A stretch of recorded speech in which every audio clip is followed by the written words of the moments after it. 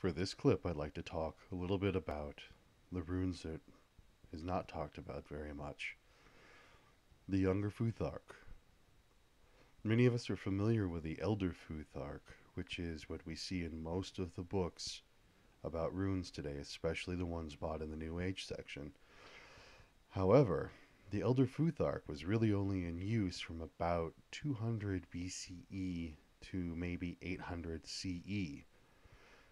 During the period of 600 to 800, the Younger Futhark was developing. Some key differences in that is the Elder Futhark was 24 staves, where the Younger Futhark is 16 staves. Interestingly enough, with the 16 stave Futhork, there are more phonetic values to it, even though there are less staves. There are some runes that are going to be doing triple duty, like Ur has the U sound, the V, and the W sound. Also, interestingly enough, with the Younger Futhark, we start seeing more people literate in Iceland, Scandinavia, and wherever the Norse people traveled, not necessarily the Vikings. So what I'd like to do tonight is take a glance through the Younger Futhark using the lens of the Old Icelandic Rune Poem as translated by Bruce Dickens. Now, what I'm going to present to you is not really something to be used for divination, not really something to be used for magic. You have to remember that this Younger Futhark was used primarily for writing. Very, very little else came out of this. However, what I'd like to present to you is some material for you to use to analyze yourself and the way you think about the world. If you can understand how the people 1,000 years or so ago thought and the way that they saw the world through this very tiny glimpse of the Old Icelandic Rune Poem, perhaps you'll have a new way of thinking about yourself and what the world means to you. So without further ado, let's dive in. The first rune is Fe. Its wealth, a source of discord amongst kinsmen, fire of the sea, and path of the serpent.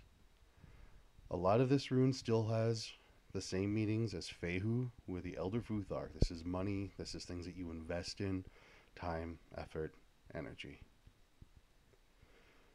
The next one, Ur, shower, the lamentation of the clouds, the ruin of the hay harvest, and the abomination of the shepherd. We're talking about a big storm here. When you think about this in the Old Norse times, when they would bring in the hay at the end of the growing season, they'd have it all bundled up, ready for drying, ready so that they could store it for the winter to feed the animals and the people. And if a big rainstorm came along during that time period, it would basically ruin the hay harvest, and it would be a much tougher winter that year. So the Norse saw this rune as a bit of a destructive storm rune. It still has the strength connotations, but not quite so much the health and vitality that we would see in Urus from the Elder Futhark. The next rune is Thurs. It's giant, the torturer of women, the cliff dweller, and husband of a giantess. And if we remember, the Old Norse saw the Thurs as a destructive force. I almost dare say demonic, but they're destructive. They seek for the end of mankind, for humankind, for elfkind. They really have names like Hati, the hater. They're all about destroying and destruction. So Thurs here really is a destructive, violent rune. You won't find much protection out of it. The next rune, Os, is God, the aged Galtur, Prince of Asgard and Lord of Valhalla. Aged Galtur is another way of saying the old Goth, which is the old way of really giving somebody a pat on the back for nobility. This rune Os most correctly is attributed to Odin, a god of wisdom, a god of binding and unbinding. So use this one to think about Odin and how it applies in your world. Next is Ræð, the writing, is the joy of the horseman, the speedy journey, and the toil of the steed. Just like in the Elder Futhark, ride and rido deal with journey, deal with travel. It also deals with manifestation. It's the toil of the speed, it's the speedy journey, but it's what you can bring into the world, what you can come to bear into the world. Next one is Kaun. It's got the C phonetic value, the K phonetic value that we would find with Kenaz in the Elder. However, this is ulcer, a disease fatal to children, a painful spot, the abode of mortification. And it does sound like a pretty cruel, horrible, awful rune, especially when compared to Kenaz, dealing with skill and talent and craftsmanship. I'm going to be doing a video soon about runes with apotheosis, and we'll see how this rune, Kaun, can actually be beneficial for people seeking a spiritual evolution. Just as a hint, think of calcination. Now, Kaun leads us into the second ite of the Younger Futhork, and the first three runes are runes I attribute to the long, dark night of the soul.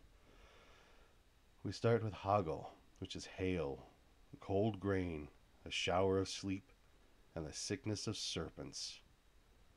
Now, the Old Norse did attribute some kindness to this rune by saying it's the coldest of grain, the kalda corn, because even they knew that the hail, though it came down and damaged and destroyed, the hailstone would melt, and that water would nurture the soil.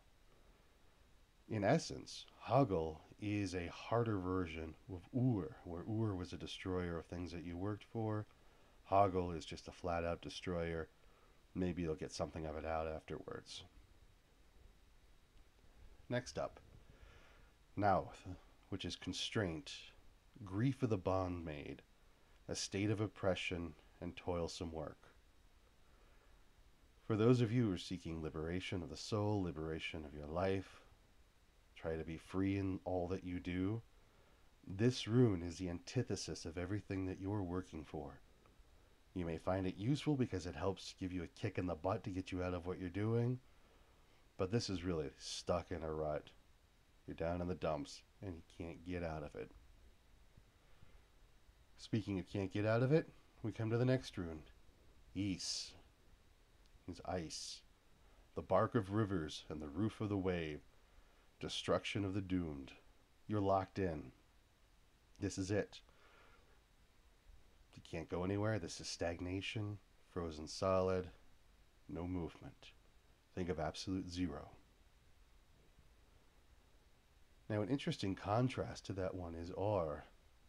This word is year, and it means plenty, a boon to men, good summer, and thriving crops. Certainly a stark contrast to the locked-in coldness of destruction of Ys. But R reminds us of our gifts, the things that we can grow from, the things that we've worked for, that we've gained.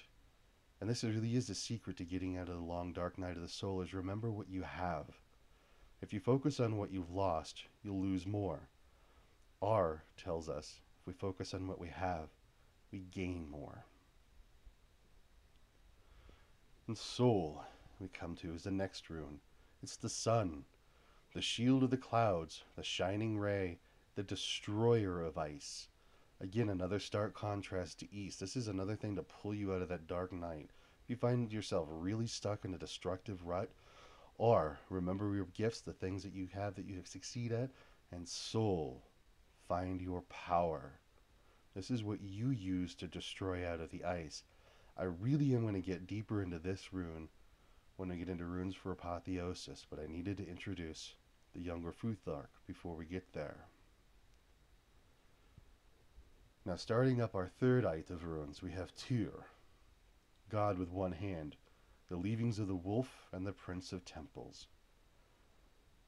Now remember, Tyr is the single-handed god who lost his hand binding the chaotic, destructive wolf. So here, Tyr is everything we expected out of Tiwaz. That sense of duty, the sense of discipline, a strong focus. This is Tyr. Know 'em and love 'em.